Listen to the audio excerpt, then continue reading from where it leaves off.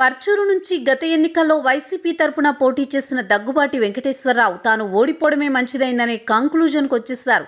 నిజానికి తాను ఆ రోజున గెలిచి ఉంటే ఇప్పుడు ప్రజలకు ముఖం చూపించలేని పరిస్థితి వచ్చేదని దగ్గుబాటి అన్నారు.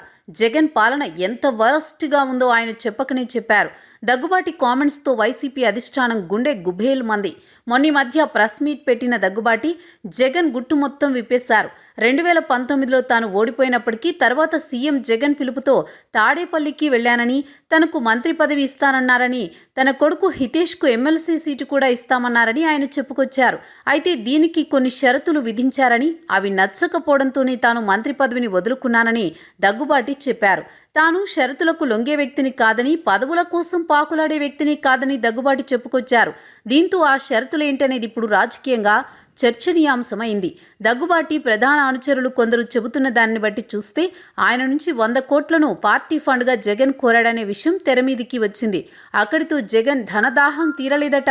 దగ్గుబాటి వ్యాపారంలో వాటా ఇవ్వాలని డైరెక్ట్గా కోరాడని సమాచారం. ఈ రెండూ చేయలేకే దగ్గుబాటి తప్పుకొన్నారనేది ఆయన సన్నిహితులు చెబుతోన్నమాట. దగ్గుబాటి ప్రెస్ మీట్ దెబ్బకు వైసీపీ డిఫెన్స్లో పడింది. ఊహించని విధంగా తెరచాటున జరిగిన బేరసరాలు బయటకు రావడంతో వైసీపీ శిబిరం ఉలిక్కి పడింది. చాలామంది వైసీపీ నేతలకు ఈ రకమైన ఆబ్లిగేషన్స్ జగన్తో ఉండడంతో దగ్గుబాటి చెప్పింది నిజమే అన్నట్లుగా వారి వెర్షన్ కూడా వినిపిస్తోంది. వచ్చే ఎన్నికల్లో కూడా టికెట్కు ఇంత అని జగన్ అమౌంట్ పెట్టి మరీ వసూల్ రాజా అవతారం ఎత్తాడన్న టాక్ ఏపీ వ్యాప్తంగా వినిపిస్తోంది. ఎటూ ఓడిపోతానని జగన్కు బాగా తెలుసని, అందుకే కుర్చీలాట ఆడుతూ టికెట్లు అమ్ముకునేందుకు ఈ సిట్టింగుల మార్పు అని కొత్త ఫిట్టింగు పెట్టాడని సొంత పార్టీ నేతలే చెవులు కొరుక్కుంటోన్న పరిస్థితి. సమయం లేదు జగన్ రెడ్డి, సచ్చినోడి పెళ్లికి వచ్చిందే కట్నం, లాగేసుకో దాచేసుకో సిట్టింగులను ముంచేసుకో.